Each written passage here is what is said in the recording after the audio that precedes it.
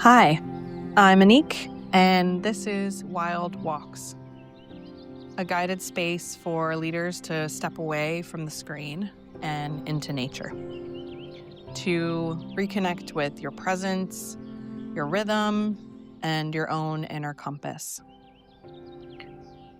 This is meant to be a moving meditation, a moving space for you. So if you're not already walking, now is the time. Step outside, find a path, or maybe a coastline like I am today on the beach. Bring your headphones if you want, water if you need it, your morning cup of coffee like me today. And just know that there's no perfect pace, there's no destination to reach, just a willingness to create the space for you to reconnect to you and your leadership. And before we go any further, as you walk, let's really arrive in this space. Taking a couple grounding breaths together. So, a slow breath in and an easy breath out. Keep breathing like this. And in a moment, we'll breathe again together. And I want you to invite the words I have as you breathe in, and invite the word arrived as you breathe out. So let's do that together. Breathing in, I have. Breathing out, arrived. One more time. Breathing in, I have. And breathing out, arrived.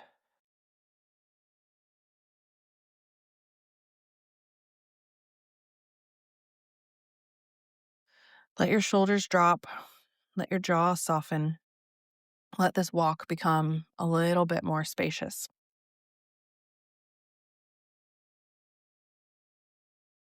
And as you continue to walk, I want to tell you a bit about today's walk. It's for leaders who are in transition, for seasons where you can feel something changing, not always loudly. Sometimes it's subtle. Sometimes you feel a drag, a slowdown, a pull. It's a quiet realization that what worked before is not going to carry you into what's next. This is the part of growth that can feel unsettling. Not because you're doing it wrong, but because, as we learned from one of our clients recently and working with them to drive some culture and organizational change, sometimes growth cleans house. Sometimes it actually helps you clear the deck.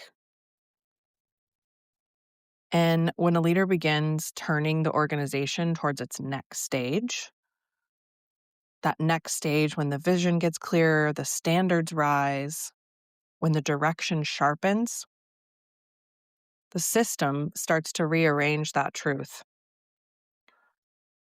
What is misaligned gets revealed. What's no longer working because it's harder to ignore. What was tolerated starts to feel impossible to carry. And in that moment, it can feel like things are falling away. But often, it's simply the universe, the organization making room. Today, we're going to use the metaphor of the changing tides. Low tide exposes what's been underneath, and the high tide is what brings the new energy and possibility. And the in between, those waves moving in and out, that pause is where you remember that you still get to choose.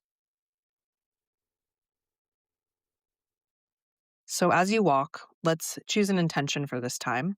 Keep it simple. Pick something that feels true. Maybe it's I lead our vision with conviction, or I trust the process, or something like I stay steady as things shift.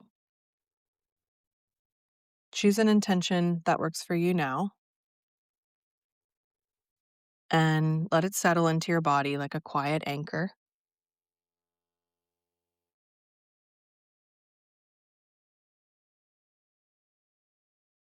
And now I want you to become a noticer. Notice your pace. Are you rushing? Are you bracing or holding tense in your body somewhere? Pushing? See if you can soften just a little somewhere in your body, somehow on this walk. Not to slow down for the sake of slowing down, but to come back into relationship with your own rhythm and what you need in this moment. Notice your shoulders, your hands, your chest and belly moving as you breathe. And then try to widen your awareness to the world around you. If you're near water today, like me, notice the sound of it. If the waves are soft, let that softness teach you something. But even when the ocean is gentle, it's powerful. Even when the surface looks calm, the moon is still pulling you towards something. Now, if you're not near the water, that's okay. Still, notice what's moving. The air on your skin, the leaves shifting, the light changing.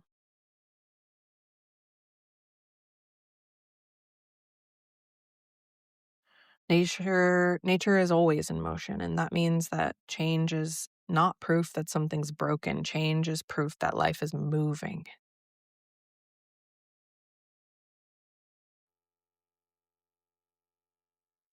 Now, no matter where you are today, join me at the beach. In your mind, I want you to picture a shoreline at low tide. The water pulls back. What was hidden becomes visible. Rocks, seaweed, shells, driftwood. Sometimes it's absolutely gorgeous, and sometimes it's messy. But either way, low tide always has a way of revealing what's been underneath the surface all along. And this is what's happening in your organization too. When you begin to turn towards the next stage, when you set a clearer vision, a bolder direction, you create a kind of low tide. And suddenly the wrong fits become obvious. The process that cannot keep up gets exposed. The work that's not quite aligned where you're headed starts to feel heavy. Low tide's not creating these rocks in your way, it's just revealing them. And that can feel quite confronting because it can feel like loss or disruption or like the ground is shifting under your feet. But my hope is you can think about it as clarity, a clearing.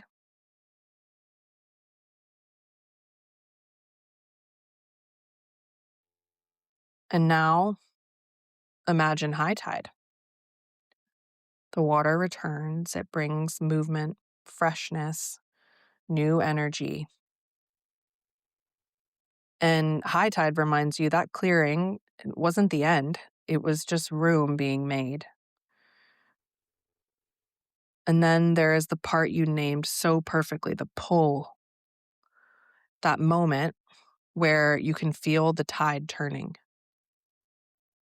You can feel the drag in the system. You can sense that something needs to change, not from panic, but from truth. And this is where leaders either abandon their conviction or deepen it. So let's work with that for a moment.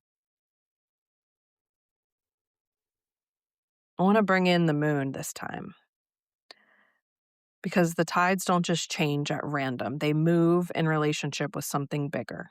That moon pulls the ocean consistently, faithfully, even when you can't see the mechanics of the how.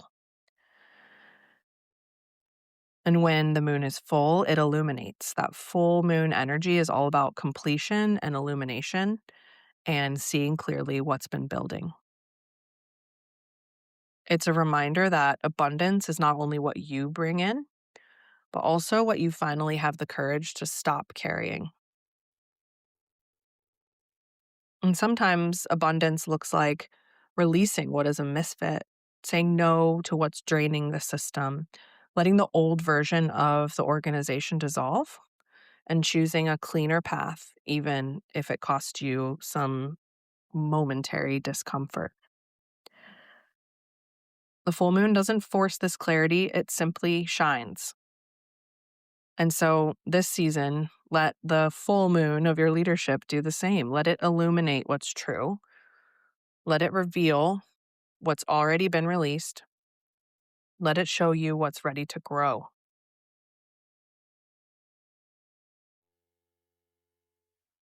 Now, as you keep walking, I want you to let these questions meet you gently. You don't need to solve them now, just let them travel with you.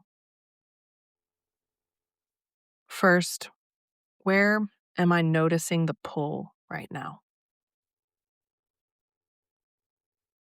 Where in my organization do I feel drag?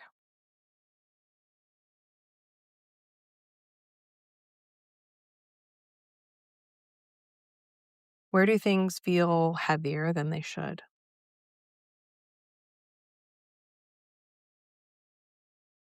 Where does it feel like we are working too hard for too little movement?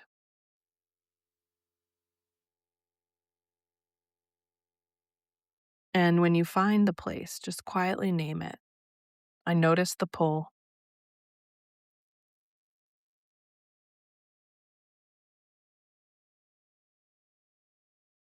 Now that you've noticed the pull, what is the low tide revealing? What's being exposed that can no longer be ignored?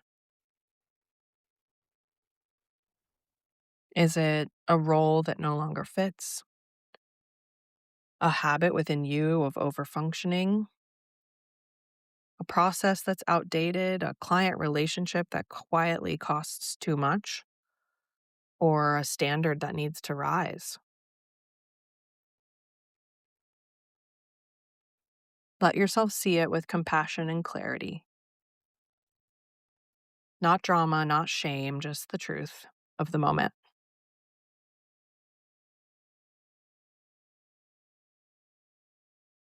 Next, where am I being invited to lead with conviction?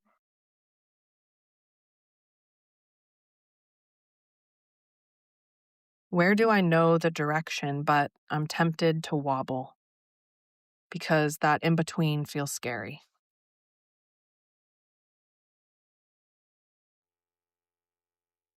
What decisions have I been circling because I'm waiting for certainty that might not exist here?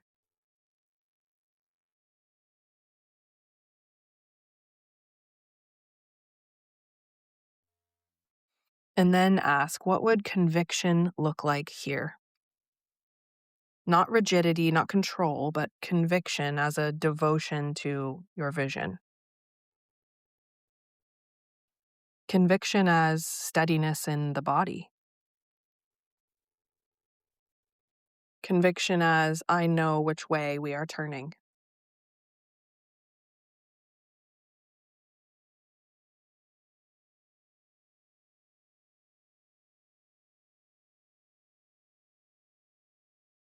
One more question here.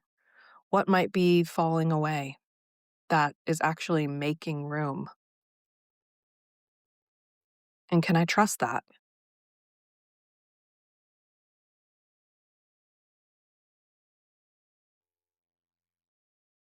Now let's bring it back into the body. letting your steps become a little more intentional, not faster or bigger, just more chosen.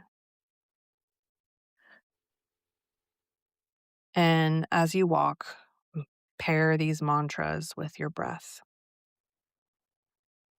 I notice the pull. I choose my next move. I trust the changing tides.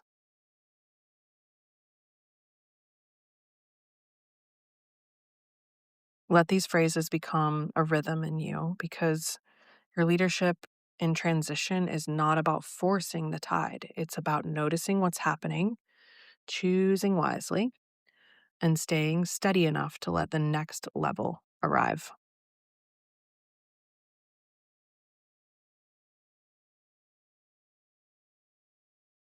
As we close here, let's return to that intention that you set at the start.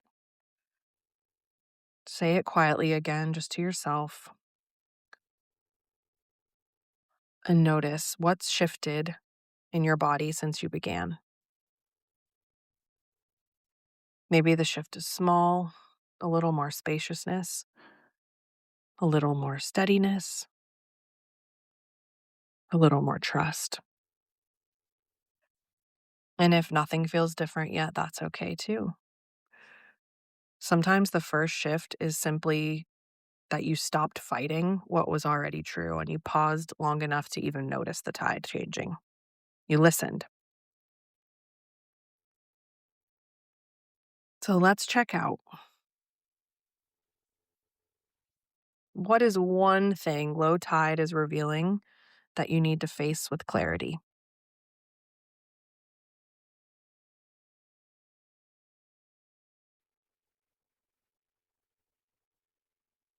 And what is the one next move that you can choose in the next 24 hours that reflects your leadership conviction? Not the whole plan, just the next right step.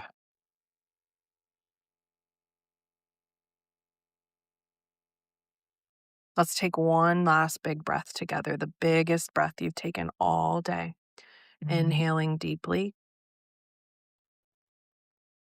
and sigh it out. Let your shoulders drop and your steps soften again.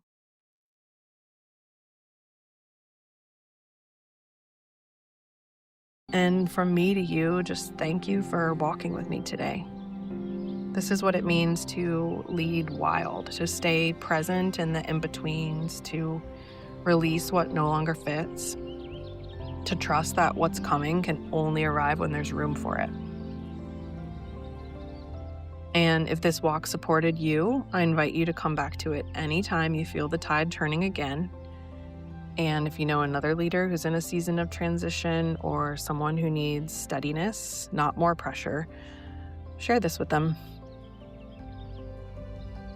Until next time, stay present, lead with heart, and stay wild.